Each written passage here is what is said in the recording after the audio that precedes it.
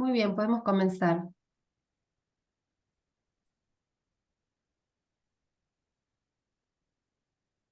Bueno, muy buenas tardes. Bienvenidos a todos y a todas.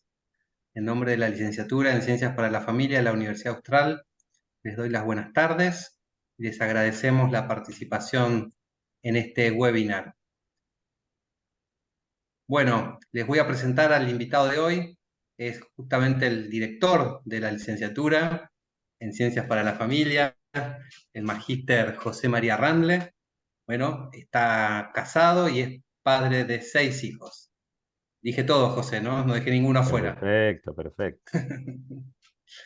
Bueno, adelante. Bueno, En dos partes vamos a estructurar este encuentro de hoy. Primero vamos a compartir y disfrutar lo que nos va a compartir José María, que tiene tanto para contarnos del tema, que les ha interesado a todos ustedes para acompañarnos esta tarde. Y luego, la segunda parte, vamos a habilitar el espacio para preguntas, ¿sí? Así que, mientras tanto, los vamos escuchando, pueden ir tomando notas, las van haciendo en el chat, o después también al finalizar podemos organizar para ir desmuteando y que puedan ir a hacerle las preguntas que quieran. Así que, bueno, aclarado esto, adelante, José María. Muchas bueno, gracias. gracias Ariel por la presentación. Eh, Veo muchas caras conocidas, así que me hace sentir como en casa y eso creo que está bueno.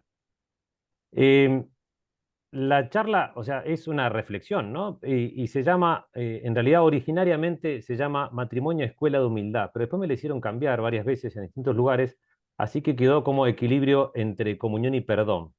Pero bueno, cada uno la tomará como quiera, digamos, no hay ningún problema. Eh, Sabemos que el amor es la causa de todo lo que hacemos, ¿sí? Y la expresión plena del amor humano es el matrimonio, donde dos personas se entregan el uno al otro con un destino común, haciendo, como dice Browning, dos amores humanos hagan uno divino, ¿sí? Sin embargo, hoy existen más cantidad de divorcios que de matrimonios. ¿Y esto por qué? ¿Sí? Creo que especialmente por no reconocernos encarnados. Es decir, que adolecemos de ciertos límites que imposibilitan amar verdaderamente, ¿sí? Y esto va a ocasionar una enorme cantidad de desilusionados y pesimistas con respecto a la manera humana de amar, ¿no? En esta reflexión, que obviamente no está nada acabada, por supuesto, intentaremos plantear algunas ideas que pueden servir, y eso es lo que espero, para profundizar en el conocimiento de la relación entre la tendencia metafísica de unidad personal con el amado, específicamente en el matrimonio, y los límites que encontramos en nosotros mismos para poder lograrlo. Eh, Tal es así que vivimos como en una tensión, ¿sí? Anhelamos ser uno con el amado, pero no podemos lograrlo debido a ciertos límites humanos, ¿no? Que lo imposibilitan o dificultan. De tal modo que presentaremos estos límites aquí en esta reflexión que a nuestro entender imposibilitan esa comunión, ¿no? Y plantearemos el perdón como el antídoto para lograr la ansiada unión entre el amante y el amado. Para esta reflexión seguiremos a Fulton Sheen en Tres para el Amor, a Luis en Los Cuatro Amores, a Carlos Boitigua en Amor y Responsabilidad, a Yves Semen en La Espiritualidad Conyugal según Juan Pablo II y a Santo Tomás de Aquino en la Suma Teológica. Santo Tomás de Aquino anota 4 condiciones para el amor, por lo menos que sirva como introducción, ¿no? En primer lugar dice que todo amor anhela la unidad. Es decir, todo amor tiende a convertirse en uno con el amado, ¿sí? Ser una sola carne. Esto se ve específicamente en el matrimonio, ¿no? En ser una sola carne. Pero también aquella madre que tiene a su hijo en brazos y su hijo está sufriendo por alguna enfermedad, es capaz de decir, yo quiero sufrir en su lugar, ¿no? Porque lo siente como una unidad. Como segunda condición, Santo Tomás de Aquino anota que existe una mutua residencia. Esto no es que viven en el mismo lugar, sino que en el amor uno es inherente o existe en el otro. O sea, la pasión del amor no se satisface con la simple posesión, o sea, con el tenerlo, sino que trata de asimilar al otro dentro de sí, ¿sí? Y por eso una mamá va a decir que se comería a su hijo, ¿no? O cuando uno sufre en carne propia, cuando un amigo sufre, ¿no? Es una mutua residencia. O sea, este morar o este vivir en la cosa o en la persona amada es un hecho tanto intelectual como afectivo, ¿sí? Lo amado está dentro del amante.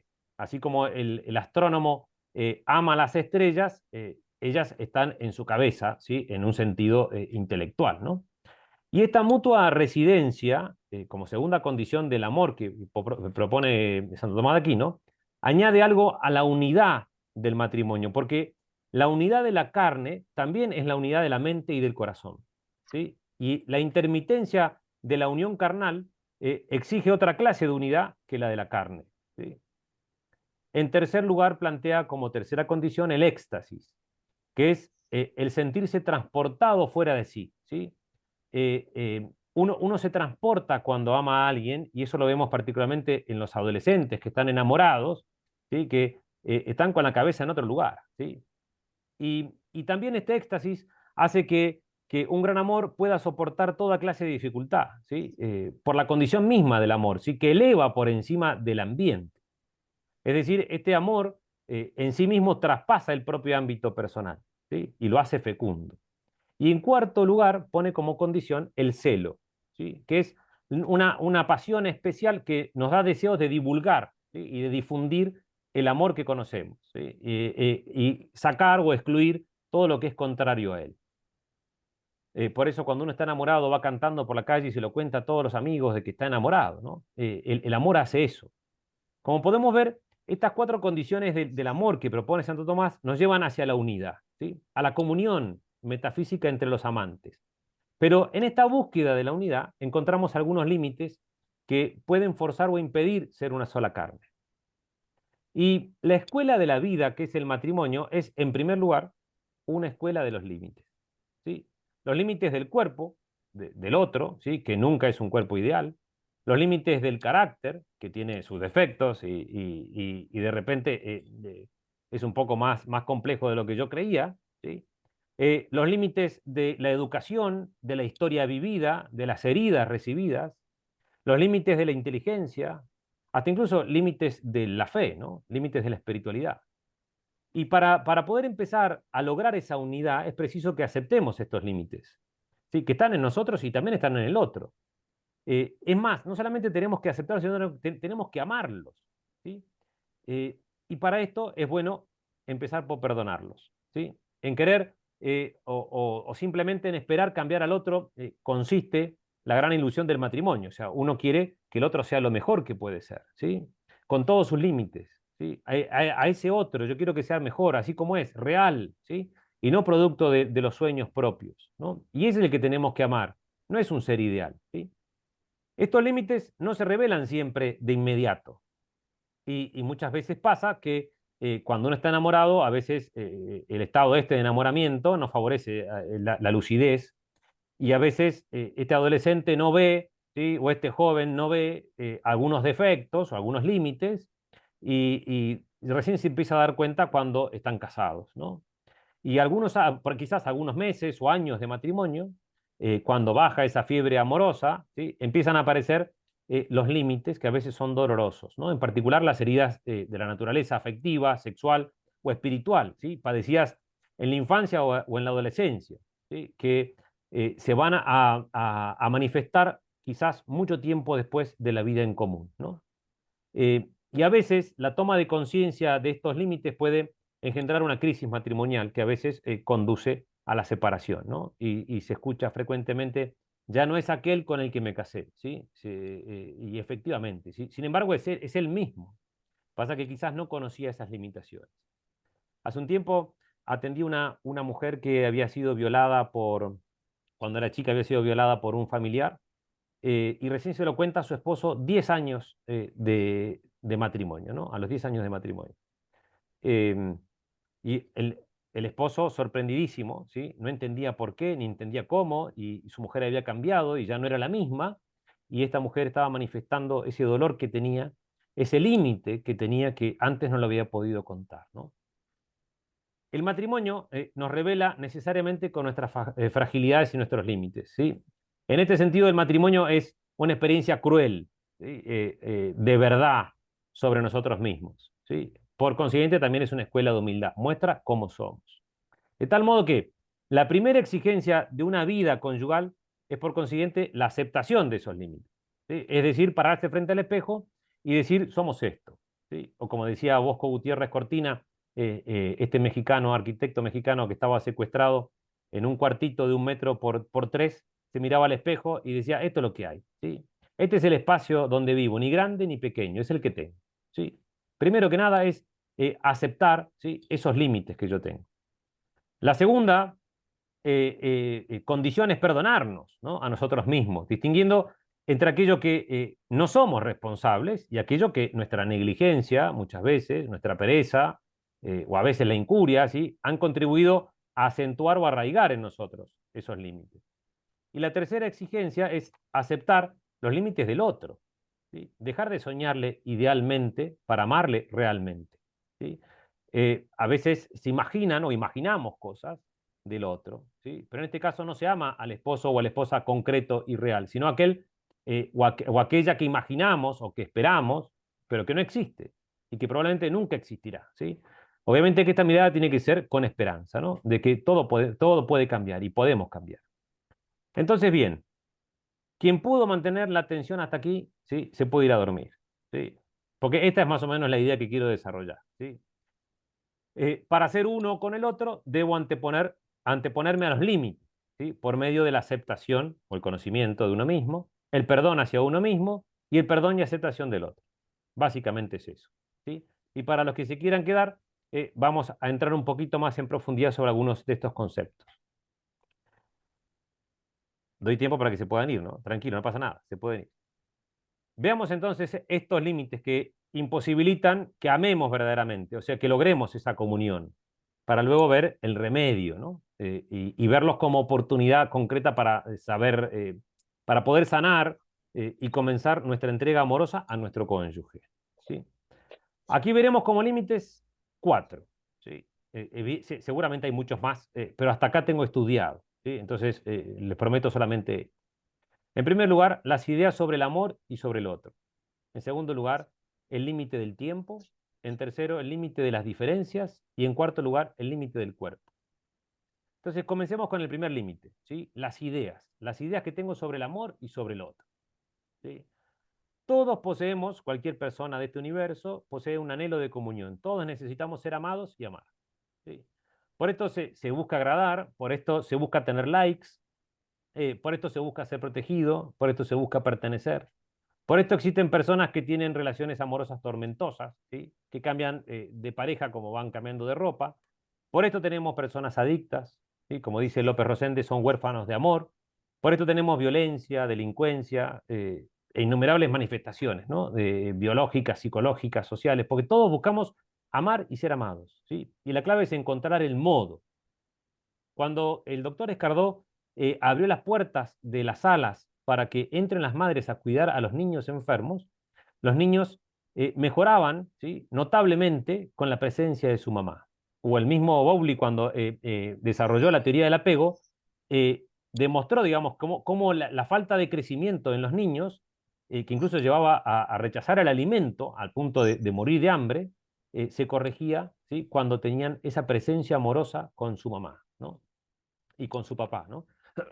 Principalmente. Entonces, este primer límite, que es de orden más intelectual, es la idea que tengo del amor, ¿sí? O sea, todos anhelamos amar, pero a veces tengo una idea que quizás no es, ¿no?, la real, ¿no? Encontramos frecuentemente, ¿sí?, personas que creen amar a sus cónyuges, ¿sí?, pero en el fondo a veces eso no es mucho amor, ¿no? Y su error consiste en confundir la idea de amor. Quizá por ignorancia, otras veces porque así lo aprendieron, otras porque así lo vivieron, otras por vicio, ¿sí?, como el egoísmo, pero en todos los casos buscan el amor de un modo inadecuado o inexistente, ¿sí? Buscan saciar su anhelo de comunión sin lograrlo. Y en muchos casos solo se debe a su incorrecta idea de lo que es el amor. Hace un tiempo atendí un esposo junto a su esposa, se habían separado por una causa de infidelidad de él, y la esposa no quería volver, ¿no? Y entonces él la mira fijamente y le dice, bueno, mira, ¿sabes qué? Vamos a poner tal fecha, no me acuerdo qué fecha era, pero no sé, vamos a poner el 23 de diciembre. Si el 23 de diciembre no volvés conmigo, yo me busco otra. ¿Sí? Evidentemente ese señor tenía una confusión, ¿sí?, sobre la idea del amor, ¿no? Sobre lo que era el amor. Entonces, definamos primero qué es amor, ¿sí? Luis nos habla de 4 amores. Nos habla el primer amor de todos, que es el de los afectos, que es el storge, que son aquellos amores presensibles, como los olores, las caricias, las palabras, los tratos, los lugares donde me sentí querido, ¿sí? Que por ejemplo en la casa de mi abuela, los olores de la casa de mi abuela, tal en ropa, eso hace un amor presensible que es preconsciente, digamos, ¿no? Y que va conformando mi patrimonio vital. Después está la amistad, el eros y la caridad, ¿sí? Entonces, los 4 amores de Luis son el estorgué, la amistad, el eros y la caridad. Estos últimos 3 también están incluidos en la clasificación que hace Boitigua en amor y responsabilidad, y los cuales son modificables y perfectibles porque dependen de la libertad humana, ¿no? Estos 3 últimos que nombré son la amistad, repito, la amistad, el eros y la caridad. Entonces, tomaremos estos últimos de Boitigua, ¿no? En primer lugar, Boitigua habla de un primer nivel amoroso que es el sentimiento amoroso, ¿sí? Y a veces pasa que algunos esposos pueden caer en la trampa de identificar el amor con el sentimiento amoroso y dicen, ya no siento que lo amo, ¿sí? Entonces, conclusión, ya no lo amo, ¿sí? Y a ver, muchas veces es porque se entró en una rutina, ¿sí? Un amodorramiento, o a lo sumo una especie de pereza quizás en el amor, a veces porque fueron invadidos por preocupaciones profesionales, por la atención de los hijos, por compromisos de todo tipo, y en cierto modo se fue apagando eso. Pero muchas veces es porque entienden que el amar es solamente sentir, y amar es mucho más que sentir que se ama, ¿sí? El sentimiento amoroso no es la modalidad consumada del amor, ¿sí? Hay otras que lo superan tanto en hondura como en calidad, ¿no? Eh, a veces este sentimiento amoroso es una forma sutil de búsqueda de uno mismo, ¿no? Y en realidad podemos amarnos a nosotros mismos cuando amamos, y podemos no buscar en el amor otra cosa que las delectaciones emocionales o sensibles que producen nosotros, ¿sí? Y esto es una modalidad inmadura del amor. Y obviamente que esta modalidad o este nivel de sentimiento amoroso en el amor muchas veces se ve favorecido por una cultura hedonista que propone a la práctica de la sexualidad con total libertad y sin compromisos, ¿no? Y dice Fulton Sheen, el sexo puede hacer volar los pájaros, pero no construir sus nidos. Causar emociones del corazón, pero no formar hogares, ¿sí? De tal manera que podemos entre comillas, usar de los otros, ¿sí?, bajo pretexto de amor, ¿sí? Por eso Boitigua va a sostener que el enemigo del amor no es el odio, sino el uso, ¿sí? Es decir, utilizar al otro para que yo sienta que soy amado. Pensemos en una madre, ¿sí?, que desea o quiere ser necesitada por sus hijos. En cierto modo lo que está buscando se está buscando a ella misma, ¿no? No está buscando amar a sus hijos, se necesita ser necesitada. Y son esas madres superpoderosas que hacen todo, ¿sí?, por sus hijos, pero que en el fondo están a veces buscándose a sí mismas, ¿no? Y Luis va a decir, el Dios muere o se convierte en demonio a menos que obedezca a Dios, ¿sí? Es decir, hay que seguir el plano original sobre nosotros mismos, ¿sí?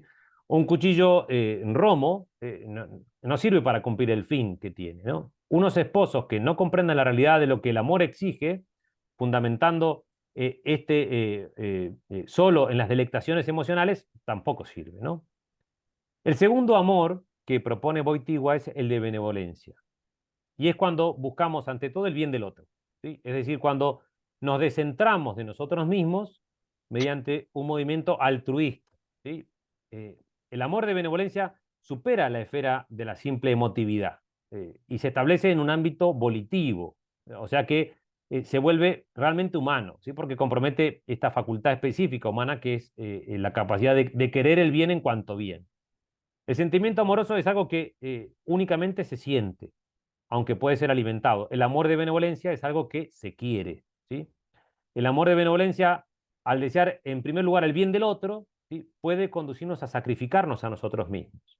¿sí? O sea, podemos decir, no, no mi voluntad, sino la tuya, ¿no? Y es nos introduce en una dimensión que es resueltamente oblativa, ¿sí? Y esto específicamente se llama, y según los antiguos, se llama amistad. Esta relación o este amor de benevolencia se llama amistad, ¿sí? Y en el caso de los esposos, que también existe este tipo de amor, ¿sí?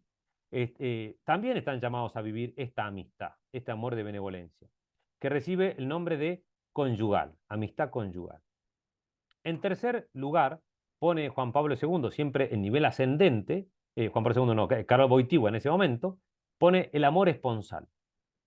O sea, el amor de benevolencia no contradice el sentimiento amoroso, la atracción casi irresistible hacia el otro, ¿sí? Sigue estando. Sin embargo, este amor esponsal lo asume, lo integra, lo ordena, ¿sí? Y en esta misma medida lo atempera al mismo tiempo que le da una garantía de perpetuidad, ¿sí? O sea, la cima del amor para Wojtyła está en la entrega de uno mismo, ¿sí? Y esto es lo que Wojtyła llama amor esponsal, ¿sí? El amor esponsal, va a decir Wojtyła, difiere de todos los otros aspectos y modalidades del amor. Consiste en el don de la persona, su esencia es la entrega de sí misma, del propio yo. O sea, el entregarse, el desear el bien del otro, o sea, el desear el bien del otro está muy bien, pero entregarse es mucho más, ¿sí? Y eso implica que uno se vuelva en cierto modo un don hacia el otro, un regalo, y el otro pasa a ser propiedad mía o mío mismo, o un yo mismo, ¿no? Y esta es la última forma del amor, propiamente. Y Wojtyła va a decir, los esposos consuman en el amor esponsal la plenitud de su vocación de personas, porque lo que caracteriza a la persona es que no se consuma más que en la entrega de sí misma. Es decir, a medida que hay más cantidad de entrega o mayor entrega de sí misma, más persona es, ¿sí? Y efectivamente, cuanto más persona soy, más capacidad de amar libremente al otro, con lo cual el amor ese va a ser mucho más puro, ¿no? Entonces, evidentemente, la idea que posea sobre el amor, ¿sí? Ya sea emotivo, de benevolencia o esponsal, va a ser un límite o podría ser un límite o una oportunidad para el encuentro con el otro. También aquí mismo hay que remarcar también en el plano de las ideas cuál es la idea que tengo sobre la otra persona, no solamente sobre la idea sobre el amor, sino sobre el otro. Y para esto hay que ser realista, ¿sí? Concreto. ¿Sí? No, no, se puede construir una casa sólida sobre una idea que no existe. ¿Y cuántos hay que contraen matrimonios con una idea imaginaria de la persona del cónyuge? ¿Sí? Es que están tan enamorados, ¿sí? Es que el amor es ciego. El amor no es ciego, ¿sí? No es ciego por lo menos para los defectos y la buena cualidad del otro no debería ser ciego, ¿sí? Hay que prestar atención. Eh, Hay que revisar la idea que tengo del otro, ¿sí? Y revisar las expectativas que tengo del otro. A veces escuchamos cuando dicen las chicas, no, seguro que cuando nazca nuestro primer hijo se va a levantar a las 4 de la mañana a cunar a ese bebito hermoso entre los llantos, ¿sí? Me lo imagino tan tierno, resulta que eso no llega, ¿sí? No pasa, y ¿qué pasó con esa idea? Se desploma, ¿sí? Y se acabó el amor que profesaba, amor entre comillas, ¿no? Entonces, primer límite, la idea de amor y la idea del otro. En segundo lugar, encontramos como límite para la unidad o la comunión el tiempo, ¿sí? El Papa Francisco afirmó hace muy poquitito que muchos matrimonios modernos son nulos por no comprender lo que es prometer amor eterno, ¿sí? Y Fulton Sheen va a decir, nada es tan independiente del tiempo como el amor. Nada es tan independiente del tiempo como el amor, ¿sí? Consorte significa compartir la suerte. Y los que se aman y buscan esa unidad dan un paso al futuro, ¿sí? Sin que el futuro exista, ¿sí? Y el acontecimiento este de enamorarse es de naturaleza, o sea, por sí mismo rechaza eh, la idea de que esto puede ser transitorio, ¿sí? Nadie ama por unos días o unos meses. Si yo le digo, mirá, ¿sabes qué, Juanita? Yo te amo profundamente hasta el martes que viene, y no me va a creer mucho y después que tampoco va a querer ni siquiera hasta el martes que viene, digamos, ¿no? Porque estar enamorado es proponerse y a la vez prometer fidelidad eterna, ¿sí? El amor de suyo es eterno, ¿sí? La promesa de eternidad es engendrada por el amor. Todos estamos llamados a amar y ser amados, y pretendemos que este amor perdure en el tiempo y en la eternidad. Sin embargo, si hablamos de eternidad, debemos hablar de un tiempo. Y como el tiempo que ya pasó, ¿sí? También hay que hablar, ¿sí? Del pasado, y que pudo haber generado experiencias dolorosas y gozosas en cuanto al amor, ¿no? Y aquí entra la historia de cada uno, que es la plataforma de donde voy a amar, ¿sí? Y que muchas veces no se tuvo la suerte de vivir un amor pleno, quizás no se tuvieron amores o ejemplos o modelos de amores buenos, muchas veces son defectuosos o imperfectos, con miserias, con limitaciones, pero desde aquí mismo es donde tengo que partir para poder amar a otros, ¿sí? Mi historia va a definir mi misión. Yo siempre cuento, ya por ahí los que me escucharon muchas veces están cansados de escuchar la historia de Tim Guenard, un francés que fue abandonado por su mamá cuando tenía 3 años, atado a un poste de luz en la calle. ¿Sí? El único recuerdo que tiene su mamá es una señora de botas que se está yendo. Su papá también lo abandonó y no solamente lo abandonó, sino que le pegó una paliza tan fuerte cuando tenía 5 años que lo dejó 2 años internado en un hospital hasta que pudiera volver a caminar. Este Tim Guenard pasó por todas, ¿sí? Y tenía 3 motivaciones en su vida. Primera, escaparse de un correccional. Segunda, ser jefe de una pandilla. Tercera, matar a su papá. ¿Sí? Eran sus 3 motivaciones. Y evidentemente esa experiencia que tuvo Tim Guenard sobre el amor lo va a marcar. ¿Sí? Y lo va a marcar. Y para eso van a tener que leer el libro para enterarse si pudo matar a su papá, que se llama Más fuerte que el odio. No le puedo contar el final, no se lo puedo decir, pero eh, él va a tener ese modelo de amor. ¿Sí? ¿Y cómo hace para amar a partir de ahí? Y él dice que la primera vez que se sintió amado y mirado como una persona fue por medio de una jueza, ¿sí? Una jueza que tenía que meterlo preso de vuelta, digamos, ¿no? Y en cierto modo, o el otro que es muy interesante también, que tuvo una experiencia distinta, es Lopepe, ¿sí? López Lomong, que es un africano, un sudanés del sur, que está en un libro que se llama Correr para Vivir, eh, que cuenta su historia, cómo fue secuestrado por un ejército rebelde de Sudán del Sur y nunca más vio a su familia. Con 6 años no la pudo volver a ver, ¿no? Después pasó a un campo de refugiados, se escapó, una historia durísima. Sin embargo, él, su recuerdo de haberse sentido amado por su mamá y por su papá, también lo van a definir, ¿sí? O sea que esa historia de cada uno, de cómo fue amado, también va a definir en el tiempo cómo voy a amar a los demás. Es decir, debo comprender que amar significa entregarme al futuro, ¿sí? Entregarme a la eternidad. Y para eso tendré que sanar las heridas, asumir el pasado, ¿sí? Pero no solo mirando el presente, que es donde el tiempo coincide con la eternidad, sino también tengo que ir mirando la eternidad o mirando el futuro, ¿no? Es decir, la idea que tenga de eternidad, de promesa hacia el otro, de entrega confiada, será lo que va a posibilitar o no posibilitar la comunión con el otro. Darme o no darme para siempre, esa es la cuestión. ¿Sí? Darme o no darme para siempre, esa es la cuestión. Saint-Exupéry en Ciudadela dice, el tiempo no es la arena que se escurre, sino un cosechador que ata su gavilla. Y esto es el tiempo, ¿sí? No es la arena que se escurre, sino que tenemos que ir sembrando para poder ir atando gavillas y entender el tiempo así. O sea, yo no sé qué va a pasar el día de mañana, ¿sí? Y a veces esa idea que tengo de la promesa a futuro no es tan sólida, porque a veces no asumo el pasado ni el presente con su posibilidad, u otras veces pretendo, como dice Fulton Sheen, pretendo que una función del cuerpo satisfaga las aspiraciones infinitas del alma. Es igual a pretender poner todas las palabras de un libro en la tapa. Es decir, aquella idea que yo tenga del tiempo y de esa promesa a largo plazo también puede ser un límite para entregarme completamente al otro. Entonces, el primer límite era la idea del amor y del otro, el segundo, el tiempo. En tercer lugar, como límite para lograr esa comunión, aparecen las diferencias, ¿sí? Y esto por ahí es más, ya entra en un plano más afectivo, no tanto en las ideas como las anteriores del amor y el tiempo, ¿no? Eh, Juan Pablo II, en la Carta a las Mujeres, dice que la persona es una unidualidad relacional complementaria. Repito porque nos las complicó bastante. Dice unidualidad relacional complementaria. Lo que quiere decir acá es que somos personas sexuadas de cuerpo y alma y que somos íntegramente complementarios, ¿sí? Pero manifiestamente diferentes en cuanto a la doble modalización, varón o mujer.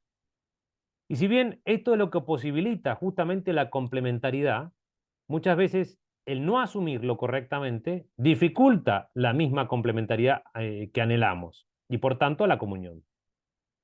Algunas ideologías modernas pretenden hacernos a todos iguales, ¿sí?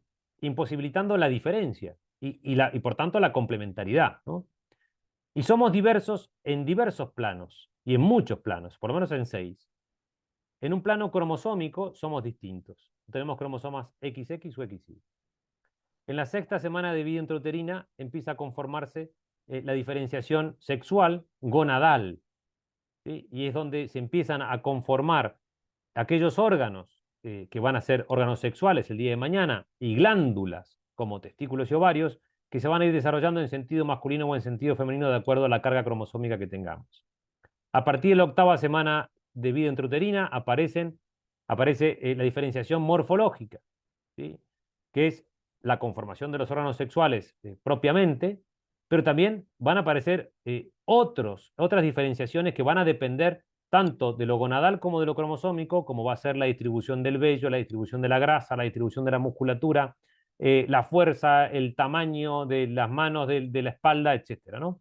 Que va a influir después en otra diferenciación, que es la fenotípica, ¿sí? Que somos absolutamente distintos cuando uno ve a un varón de una mujer, que es el crecimiento de la barba.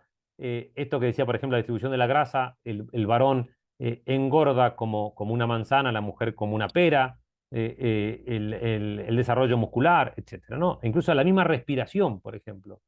En el varón la respiración es abdominal, de tipo abdominal, y la mujer es de tipo torácica, ¿sí? Somos distintos, fenotípicamente también hablando, ¿no? También somos distintos en un nivel psicológico, ¿sí?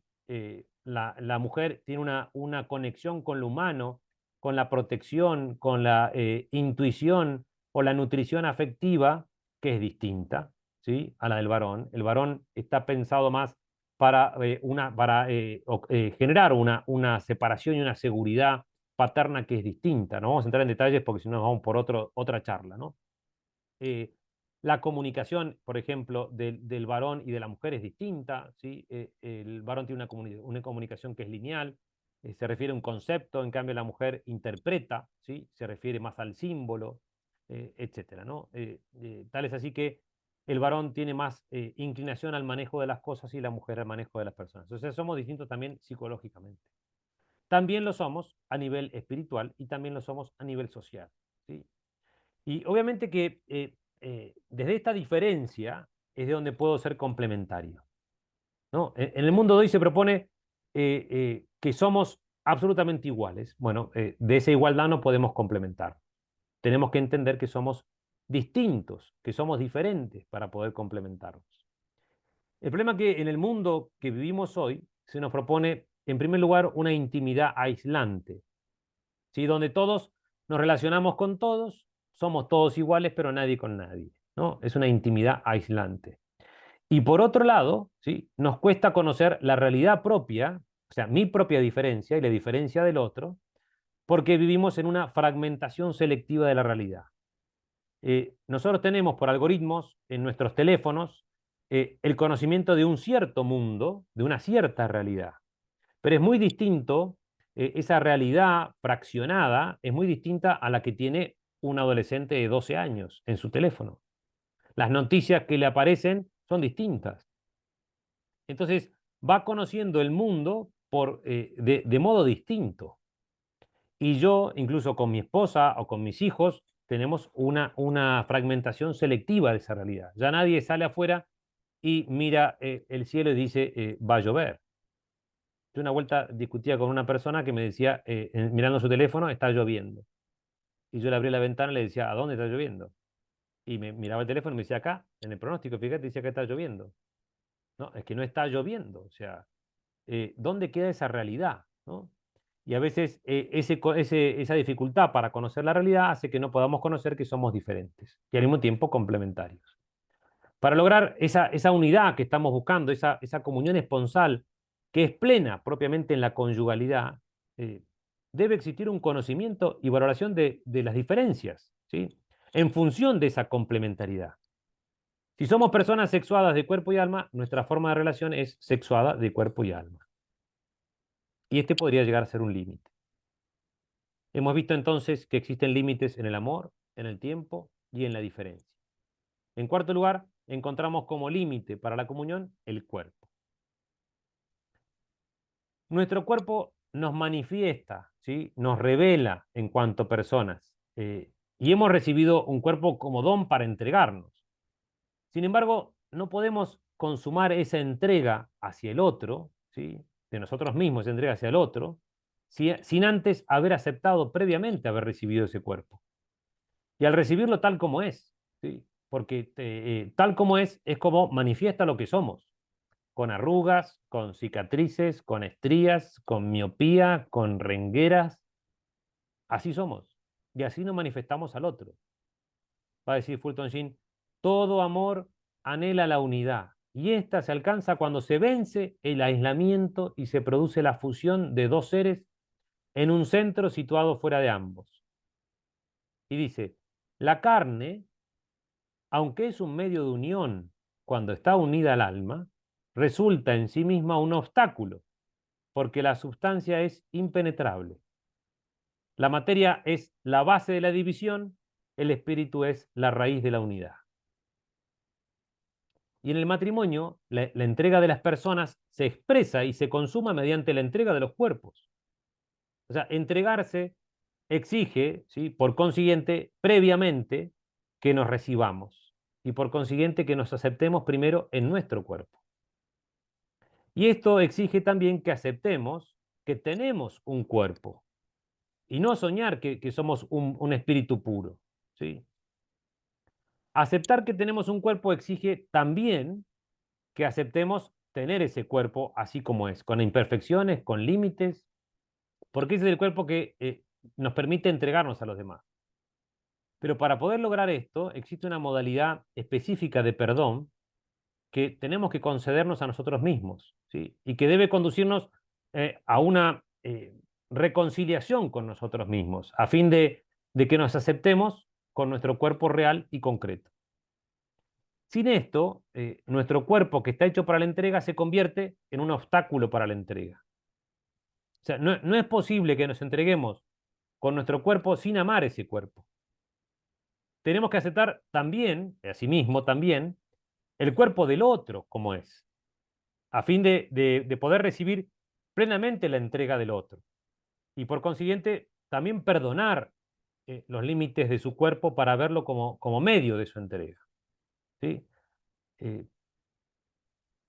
Esta aceptación, ¿sí? y perdón no significa que yo no pueda usar un vestido que me siente mejor, que pueda usar lente de contacto en vez de anteojos aéreos, ¿sí?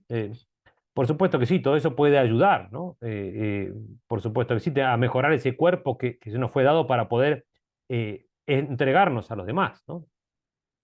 Pero implica, de suyo, perdonar continuamente a nuestro cuerpo también, para poder amarlo más y permitirle entregarnos mejor, y perdonar al cuerpo del otro para permitir ser mejor recibido. A veces esto implica una reeducación sobre la mirada esencial del amor, ¿sí?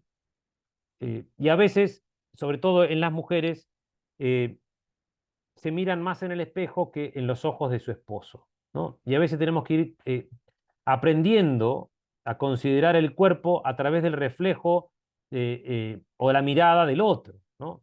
Que a veces queda maravillado ante una belleza única y sin par. Yo siempre cuento acá, ya fallecieron los dos, pero por eso puedo contarlo.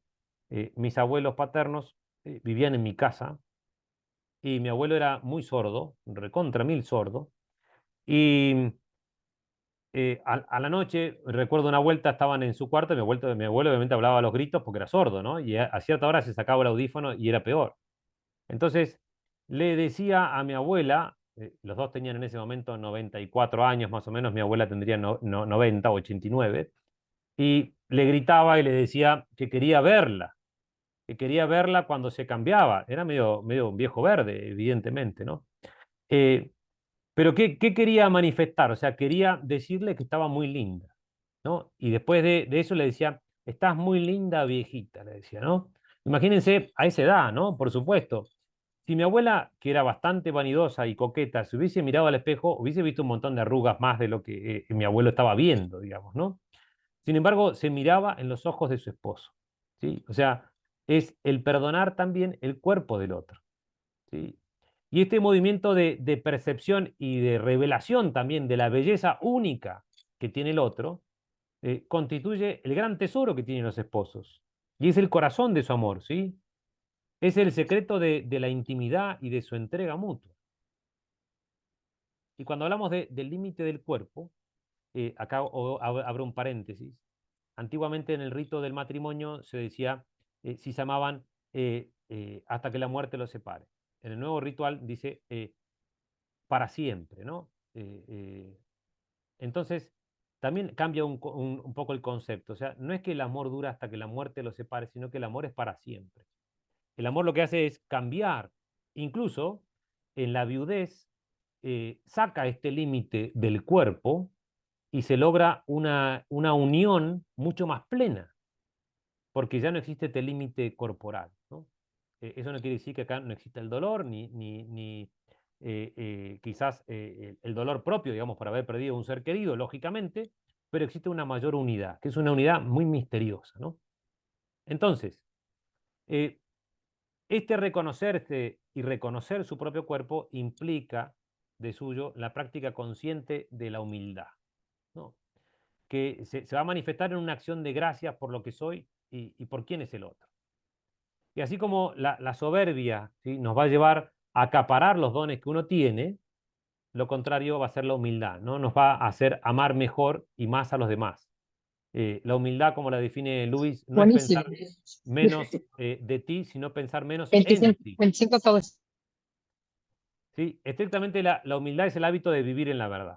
¿Sí? Vivir en la verdad es reconocer nuestra propia condición de criaturas, nuestros defectos personales, debilidades naturales. También significa reconocer la dignidad y grandeza que tenemos nosotros propias, ¿sí?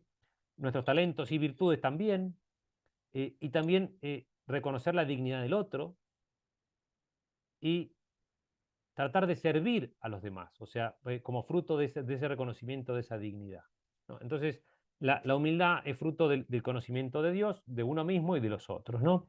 Y nos predispone al don. Entonces, imagino que ya estarán perdidos como yo. Recapitulando, la escuela de la vida, que es el matrimonio, es, en primer lugar, una escuela de los límites, ¿sí? Entonces, cuando se vayan a casar los muchachos, díganle, bueno, bienvenidos a la escuela de los límites, ¿sí? No sé si se van a querer casar mucho, pero ¿qué límites? Los límites sobre las ideas que tengo sobre el amor y sobre el otro, sobre el tiempo, sobre las diferencias y sobre el cuerpo. Entonces, toda la obra del matrimonio consiste en ir quitando poco a poco y cada día, no hace falta que sea de repente, ¿sí? Ir sacando día a día aquello que obstaculiza en nosotros la comunión. Y esa es la finalidad última y sublime del matrimonio, ¿sí? Que se realiza, en primer lugar, en la humildad íntima del perdón. O sea, el perdón es el punto de paso obligado de la comunión. Porque las faltas que los esposos tienen que perdonarse mutuamente el uno al otro son siempre atentados contra su comunión. O sea, el perdón es precisamente lo que permite la perpetua restauración de la comunión. O sea, es preciso pasar por el perdón solicitado también, sí, de una manera incansable, concedido también de una manera generosa, ¿sí?, para poder preservar la comunión. Y el perdón no se presume, se pide humildemente, ¿sí?, y se comunica de manera explícita. Se pide perdón de manera explícita. El perdón es para los esposos la exigencia principal de su crecimiento en la comunión conyugal. O sea, sí, sin perdón, el matrimonio puede subsistir a veces formalmente, ¿sí? pero corre el riesgo de no ser una simple coexistencia de los dos bajo un techo, ¿no? Y en un clima de indiferencia. ¿Sí? No hay una comunión real y vital de las almas, ¿sí? Y de los corazones y de los cuerpos, ¿no? Y al verse dañada esa comunión, muchas veces puede surgir la infidelidad. Y por eso va a decir Ibsemen, el perdón es también el garante absoluto de la fidelidad de los esposos, porque los pone de manera permanente ante las exigencias de la verdad de su comunión. Es decir, el perdón practicado de modo habitual por los esposos los mantiene, ¿sí?, en una perpetua exigencia de verdad que regenera de modo permanente su fidelidad. Quizás no podemos prometer amor eterno, ¿sí?, por los límites antes mencionados. Sin embargo, podemos prometer un amor diario, una misericordia perpetua y actualizarla día a día, ¿no? Te perdono desde ahora y para siempre todo aquello que nos separa y que no permite la unidad plena. Perdono desde hoy todos tus defectos, todas tus imperfecciones, perdono tu historia, tu pasado, tu carácter, ¿sí?, y modos. Perdono tu idea de amor conyugal, perdono tus límites para la comunión. Pero te exijo, ¿sí?, y me pongo a disposición también para ayudarte a que juntos logremos esa unidad que anhelamos, esa comunión que no solo nos hará más humanos, sino eternamente felices, haciendo que nuestro matrimonio sea una escuela de humildad, sea verdaderamente un equilibrio perfecto entre comunión y perdón. Muchas gracias. Muchísimas gracias, José María. La verdad que, bueno, espectacular. Muy claro. Y bueno, este momento, bueno, ¿les parece? Podemos abrir a preguntas, si estás de acuerdo, José María. Sí, sí, Lo por que le supuesto. pedimos por ahí es solamente ordenarnos, si les parece, pueden levantar la mano, tienen en reacciones levantar la mano, les decimos adelante, así podemos escucharnos mejor y no hablamos uno encima del otro. Y el que no se anime a levantar la mano Bueno. puede escribirlo, ¿no? También. Exacto, tal cual, y lo leemos. Gracias. ¿Qué te parece en esto? A ver, justo que hablabas de los límites y de los novios. Por ahí puede haber gente que nos escucha, que es padres de hijos adolescentes o que están por ahí transitando el noviazgo o que acompañan también por ahí en su tarea profesional a chicos jóvenes? Esto de los límites que es un problema, si se quiere, en cómo se viven los límites en la adolescencia, en la juventud. ¿Cómo, qué te parece cómo se puede transmitir esta idea que nos estabas compartiendo para bajarla a esas edades más? Yo creo que lo que hay que plantear, primero que nada, es el anhelo de comunión, ¿sí? Eso yo creo que clarifica muchísimo el entender que todos, ¿sí?, queremos ser amados y que los chicos que publican sus fotos en Instagram y están esperando likes, lo que están buscando es ser amados, ¿sí? Y todos quieren ser amados. El tema es que hay que tener cuidado en el modo de amar y en el objeto del amor. Y eso yo creo que se puede trabajar con los chicos, ¿no? De poder plantearles, bueno, a ver, ¿qué amás? ¿Sí? Que te amás más a vos mismo que al otro. ¿Serías capaz de entregarte completamente al otro? De renunciar a vos mismo.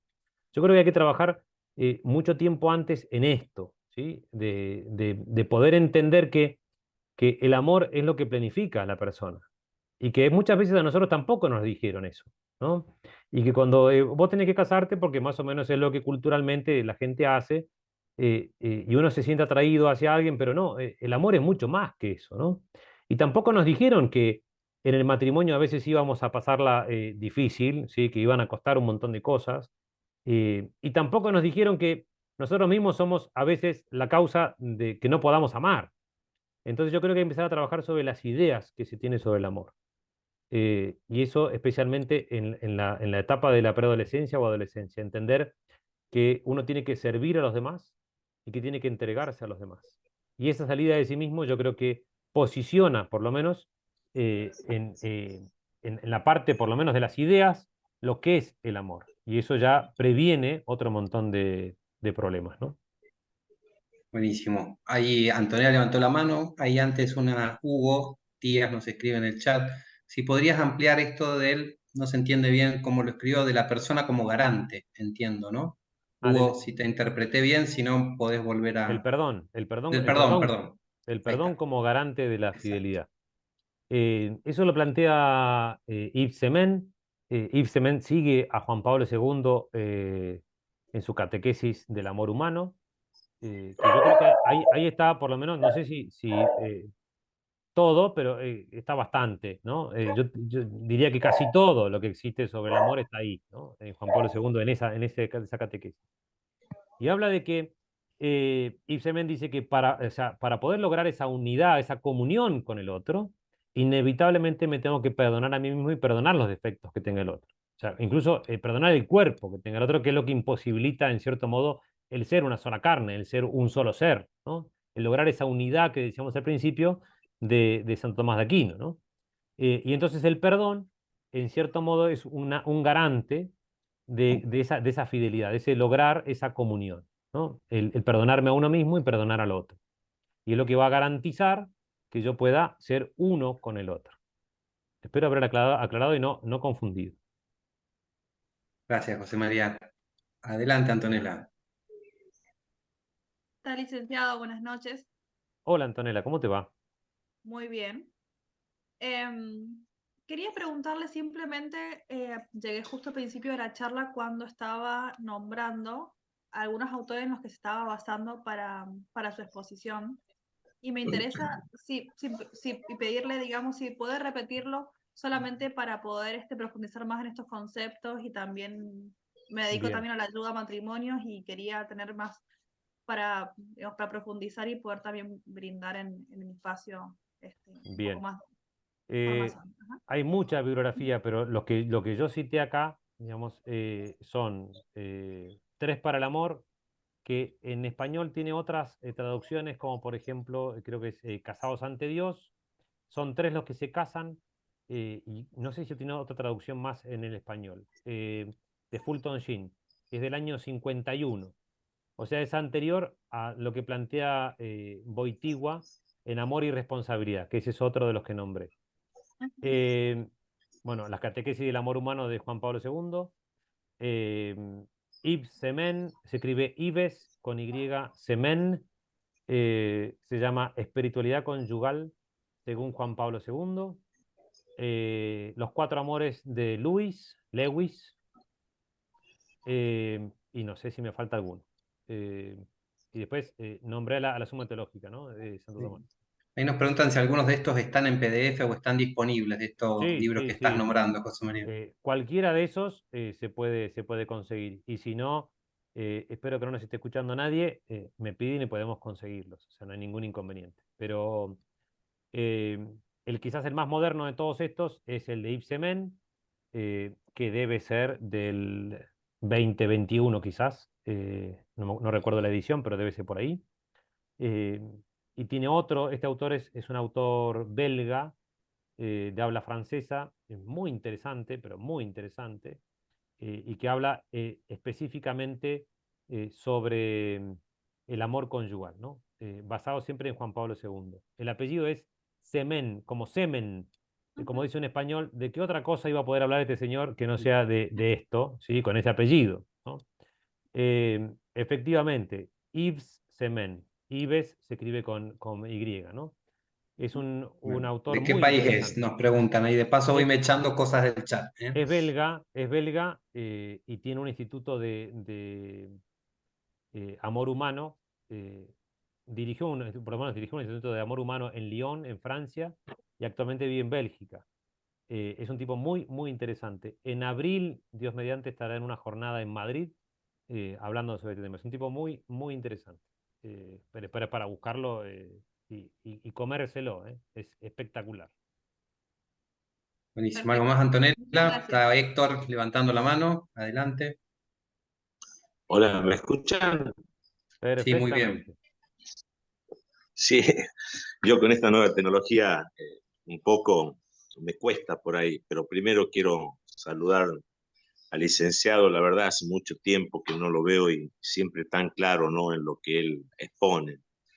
Yo tengo una sola cosita que preguntarle quizá a usted, que lo vengo pensando de hace tiempo. Hoy me ha clarificado muchos temas, ¿no?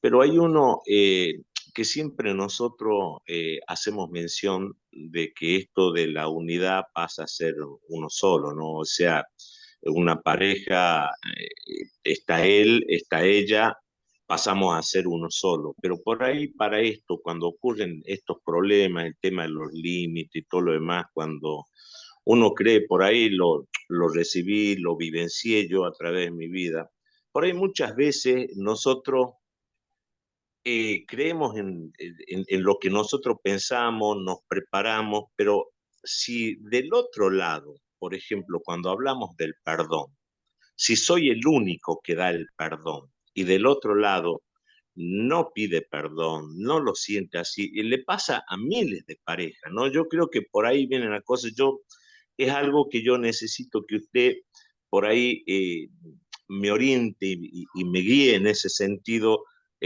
cómo hacer para que la otra persona también sepa entender que usted lo mencionó varias veces al final, este tema que una pareja por ahí sin perdón es muy difícil, ¿no? Muy difícil. No sé si soy claro en eso y me puede orientar un poquito. Perfectamente, perfectamente. A pesar de ser catamarqueño, te entendemos perfectamente. Muchas Eh, gracias. en realidad, digamos, el perdón debe ser pedido y debe ser aceptado, digamos, ¿no? Lógicamente. Pero uno incluso puede perdonar al otro internamente, ¿no? Y eso, y además, el otro no está obligado a perdonarme. El problema es que si nosotros queremos lograr esa comunión, necesitamos o asimilar, digamos, ese misterio de asimilación, de que uno asimila a la persona que ama, necesita inevitablemente el perdón del otro. Y para poder conformar una comunión tiene que ser libre, o sea, los dos tienen que amarse mutuamente. Y con lo cual, si el otro no perdona, esa unidad no se logra. Pero eso no implica a que yo no pueda seguir perdonando, ¿sí? Porque el perdón es personal y yo no puedo obligar a que el otro perdone. Lo único que tengo obligación es perdonar yo, perdonarme a mí mismo y pedir perdón yo. Y a veces pensamos que el otro va a pedir perdón primero, ¿sí? Y entonces lo primero es pedir perdón uno. El que cree que tenga razón, que pida perdón primero, ¿no? Y eso a veces saca un montón de barreras y si uno ve que no puede conseguir esa unidad con el otro, y bueno, tendrá que buscar ayuda en alguien, ¿no? En algún profesional que los ayude a que encuentren cuáles son esos puntos que a veces son inconscientes, a veces son heridas que se traen hace mucho tiempo y no se reconocen, y muchas veces es lo que hace que no puedan perdonarse. Entonces, es condición necesaria, ¿no? Condición, para que exista comunión tiene que haber un perdón mutuo, ¿sí? Como tiene que haber un amor mutuo. Pero para que haya amor mutuo también tiene que haber un perdón mutuo, ¿no? Se reclaman mutuamente. Muchas gracias. No, por favor. El tema del perdón va generando ahí muchas reacciones en el chat, así que Es bueno, un, distintos. es un gran problema y los perdono a todos, no se preocupen por las preguntas que están haciendo. Habla si es de olvido, que qué implica, si querés ampliar un poquito más y después pasamos a Graciela, que tiene la Hay mano levantada también. un autor que se llama Alén que dice, acuérdate de olvidar. Eh, a veces el perdón implica también ese olvido, ¿no? El olvido eh, de las ofensas que el otro me hace. O sea, si uno se pone a pensar todo lo que uno hace y todas las macanas que se ha mandado en la vida, no sé si me daría el tiempo para perdonarme a mí mismo, ¿no? Entonces, también por eso hablo de que el matrimonio es una escuela de humildad. O sea, para que exista el perdón, tiene que haber humildad, tiene que haber un reconocimiento de también los defectos personales y de la dignidad del otro. Y el otro también se puede equivocar, ¿no? Entonces, el abrir el corazón, ¿no? A veces cuesta mucho más olvidar, obviamente, pero igual tenemos que perdonar. Graciela, Nuria, y después por una cuestión del tiempo, vos dirás, José María. Yo puedo estar hasta las 10 de la noche, no hay ningún problema. Adelante, Graciela. No te escuchamos, Graciela. ¿Querés probar el micrófono y le damos paso a Nuria mientras vos vas solucionando?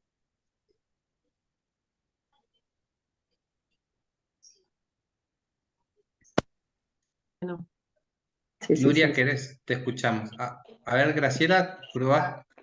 Hola. Ahora sí, adelante. Ah, bueno, eh, creo que, bueno, primero gracias, agradecida, muy, muy ilustrativa, muy buena la charla, gracias por la oportunidad. Y creo que de alguna forma me contestó recién, aunque querría algunas pistas más sobre cómo trabajar el perdón precisamente en el acompañamiento a la familia, bueno, a uno mismo.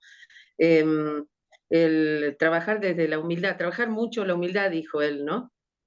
Lo más próximo que se me venía es la oración de San Francisco de Asís, donde uno Sí. pide más Y amar que ahí, ser amado. Pero no, bueno, eso, quería más pistas, por favor. la humildad es la clave. ¿Sí? Obviamente que hay un Mm, montón de, incluso desde el punto de vista terapéutico, ¿no? Pero bueno, creo que no es el ámbito, ¿no? Para trabajar el perdón, lógicamente. Pero implica también, o sea, o de suyo implica la humildad. Entonces yo creo que hay que trabajar la humildad de cada uno. Y para eso implica que cada uno se conozca a sí mismo, conozca mm, sus defectos, conozca sus virtudes y talentos. Y esto es una parte que siempre nos olvidamos en la humildad. Tenemos que reconocer que tenemos cosas buenas y hay que marcarlo. Pero lo más importante de todo, ¿sí?, es reconocer esa humildad metafísica que se llama, que es reconocer que somos criaturas, o sea que somos falibles, y también reconocer la humildad fraterna, que es reconocer la dignidad y el valor del otro. Entonces, la única forma de que yo pueda aprender a que el otro tiene un valor es que yo pueda salir de mí mismo y tenga que mm, servir a los demás. En palabras de Alexander Hubbard es la ambición de servir. ¿Sí? mm. La ambición de servir. Y en japonés, servidor se dice samurái.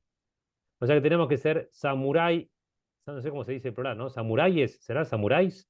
De los demás. Tenemos que servir a los demás, ¿sí? Ambicionar Bien, servir a los demás. Y ese es el principal punto de cura de cualquier persona que quiera perdonar, ¿no? Y aprender a ser perdonado. buenísimo. Gracias, gracias, De profesor. nada. Hay muchos agradecimientos y varias preguntas más. Le damos lugar a Nuria, que tiene la mano levantada, y después te transmito alguna del chat. ¿Cómo no? Muchas gracias. Hola, buenas tardes, un placer. Yo pienso cuando hablamos de que en un contexto donde se presenta una fragmentación selectiva de la realidad, ¿cómo podemos promover y mantener la fidelidad en las relaciones matrimoniales? Porque hoy en día es tan terrible. Sí. Eh, yo no quiero proponer soluciones drásticas, digamos, ¿no? No, sí. Pero yo creo que uno de los grandes problemas que tenemos, digo uno de los grandes problemas que tenemos, porque vivimos en una sociedad que es superficial, que es líquida, que es individualista, que es masificada, pero el gran problema que tenemos es el uso de la tecnología, sobre todo del teléfono celular, ¿no? Eh, que me lleva a conocer, no solamente a captar mi atención, no vamos a hablar sobre tecnología, ni tampoco a charla sobre esto, sino que no solamente capta mi atención, sino que la retiene mi atención y me muestra lo que quiere mostrarme, digamos, según algoritmos. Entonces, me va mostrando una realidad que es distinta a lo que yo realmente quiero. Entonces, a veces lo mejor es, no sé si leyeron el libro de Lewis que se llama El Gran Divorcio, que no tiene No. nada que ver con el divorcio vincular, digamos, ¿no? Es un bus, un colectivo, hay gente de otros lados, por eso hago las traducciones correspondientes, un autocar que lleva gente hasta el cielo, ¿no? El cielo y el purgatorio. Y hay un montón de personajes adentro, es muy entretenido el libro. Es de ciencia ficción, lógicamente, ¿no? Y hay un personaje que tiene un lagarto en el hombro. Y es un lagarto gigantesco. Entonces le pregunta a este que se sube y dice, ¿y por qué tienes ese lagarto en el hombro? Y le dice, lo que pasa es que empezó a crecer de chiquitito acá y compartimos la sangre y no puedo arrancarlo. Si lo llevo a arrancar ahora nos desangramos. ¿Sí? Nos morimos los dos. Y a veces este tipo de cosas, ¿sí?, a veces conviene arrancarlos de raíz, ¿no? A veces este puede ser un punto de infidelidad, o sea, por lo menos de expresión de la infidelidad, porque la infidelidad no nace ahí, la infidelidad nace en el corazón y en esa imposibilidad de comunión con el ser amado. Entonces, habrá que restaurar esa comunión primero para poder restaurar esa fidelidad. Pero sí, evidentemente, si yo dejo crecer ese lagarto, después va a ser un círculo vicioso que va a ser muy difícil de cortar, ¿no? Claro, y hoy en día es muy difícil transmitirle eso a las parejas jóvenes. Cuesta. Hay que ser crudo, hay que ser crudo. Sí. Hay que ser crudo. No como la profesora Cristina Lais que quiere hacer una pregunta ahora, pero sí hay que decir las cosas como son. Gracias. No, por favor, Nuri. Adelante, Cristina. Ay, que me haces reír. No, a mí me preocupa mucho por atender a la gente, y bueno, lo comparto, José María, con vos que sos especialista en esto, el tema del perdón de la infidelidad, porque yo veo que, o sea, pueden perdonar un montón de cosas, y la infidelidad, por más que digan sí, perdono, ya pasó hace un montón de tiempo, seguimos, lo elegí, lo decidí, estamos dándonos, siempre vuelve y es motivo de muchas separaciones. A veces infidelidades que pasaron, no sé, hace 10 años, han estado ahí rumiando y lamentablemente terminan, no sé, separándose, por más que, bueno, uno trate de poner para que realmente puedan mirar hacia el futuro, que decir ya pasó es no tiene sentido decir ya pasó, pero bueno, que puedan poner un montón de cosas hacia el futuro. No sé si vos lo ves así. Yo, Cristina, debería escribir un libro que se llame Mi fracaso como orientador matrimonial, siempre lo digo. Donde Bueno, ponga, poneme a mí al lado, por favor. sí, lo Por escribimos en eso conjunto. dirige la licenciatura en Ciencia para la Familia, ¿no es cierto, José? Exactamente, sí, pero la verdad que es un tema que es muy complejo porque para que la cosa funcione se necesitan dos, pero para que no funcione, con que uno solo no quiera, no funciona, ¿no? Exacto. Y la infidelidad es una herida en la dignidad de la persona, entonces es muy profunda. Y en algunos, bueno, en el caso es distinto el comportamiento en el caso de la mujer que en el caso del varón, ¿no? Quién fue víctima o quién fue victimario, es distinto, ¿no? Por la propia intimidad que tienen los dos, el varón es mucho más epidérmico, digamos, o tiene menos interioridad que la mujer en este sentido. La mujer no, tiene una interioridad superior. Entonces, de todas maneras, y esto acá también voy a usar a Luis, pero en otro libro que se llama Cartas del Diablo a su sobrino, dice, no me acuerdo qué carta es, pero creo que es la 11, que dice, cuando se yace con una mujer, o se goza perpetuamente o se padece eternamente, ¿no? Esto queda, evidentemente, porque no se puede compartir nada, y esos que dicen, no, esto solamente es una relación sexual, no, por supuesto que no, o sea, existe una comunión con el otro, aunque sea epidérmica, aunque sea corporal, pero es imposible después de separar. Entonces, a veces es eternamente padecida. Y entonces el perdón es mucho más heroico en este tipo de casos. Con esto obviamente que cuesta proponer, digamos, ¿no? Que exista el perdón, pero hay que intentarlo, digamos, ¿no? Sí. Lógicamente. Sí. Es muy difícil, ¿eh? Es muy difícil. Yo comparto con vos, Cristina, ¿eh? Esto es muy Sí. difícil. Depende muchísimo de los dos. Bueno, dejo que otros hablen. Sí. No, Gracias, pensaba también en esto para sumar. Hay muchos, primero están pidiendo que pases el chivo, José María, de redes o libros tuyos, para que puedas No recomendarlo ahí tengo si podés escribir nada, no por tengo el nada. chat. Me pueden googlear y por ahí encuentran algún video, pero nada más. No mucho más. Bien. No seas humilde, no seas tan humilde. Ahí quedaron algunas sobre el tema de los jóvenes. Bueno, un comentario sobre la resignificación del sacramento también, de lo que fuiste mencionando, que valoraban. Después esto de cómo las cuestiones estas por ahí nuevas del Código Civil con respecto a las cuestiones prematrimoniales, ¿no? Cómo afectan también eso en la relación y el compromiso de los jóvenes. Si habías tenido alguna experiencia en este sentido, nos preguntaban en el chat.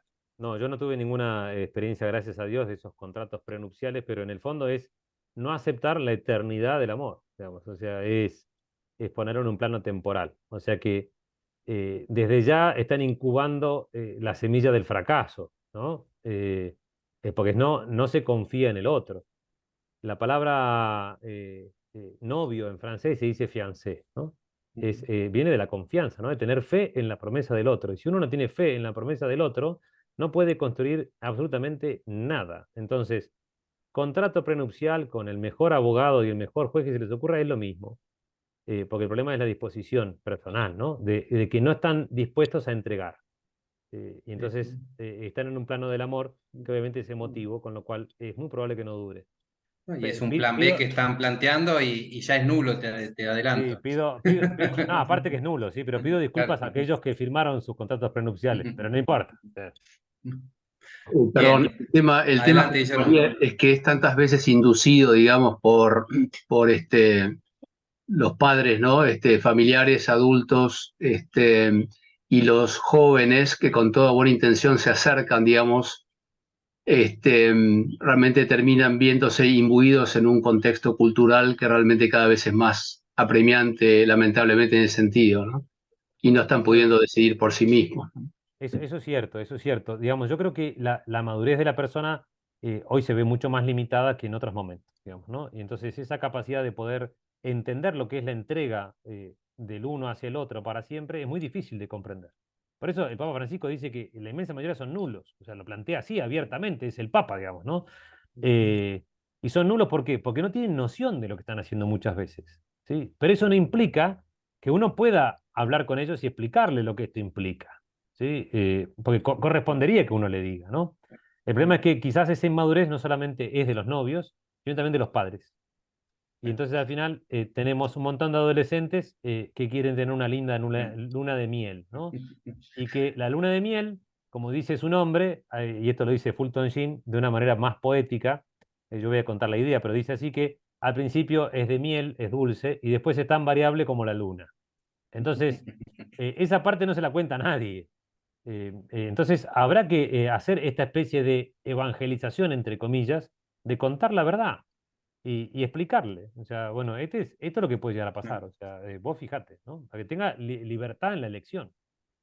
Bien, por ahí meto otra pregunta del chat, José, con respecto a, dice, ¿qué le dirías a estos jóvenes para que se animen a jugarse para toda la vida?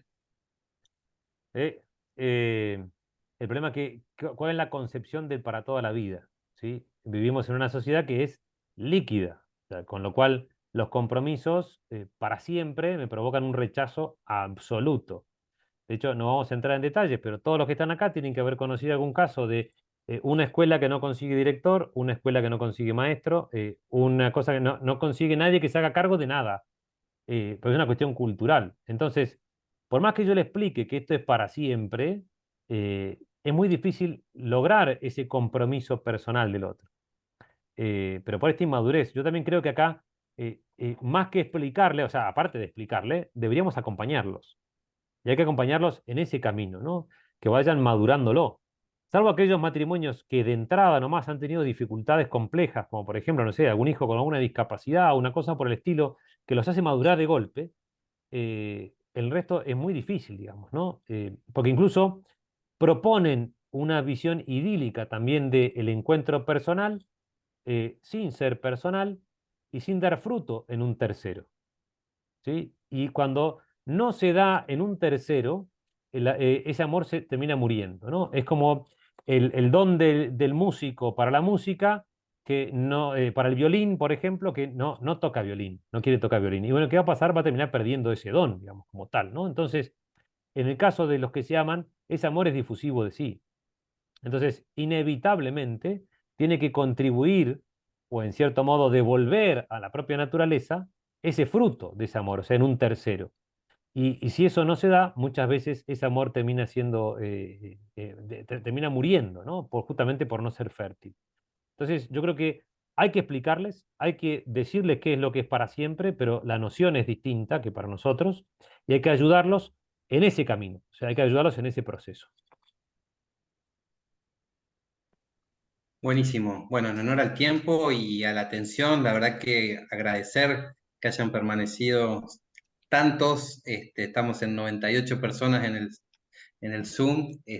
Hace más de una hora y cuarto que comenzó este encuentro, así que agradecerles la participación, la atención, bueno, la participación también a través del chat y de las consultas. Y Muy agradecidos. Eso que les dije que se podían ir a dormir, ¿no? Diste la opción, avisaste de entrada, José, Sí, pero bueno, totalmente.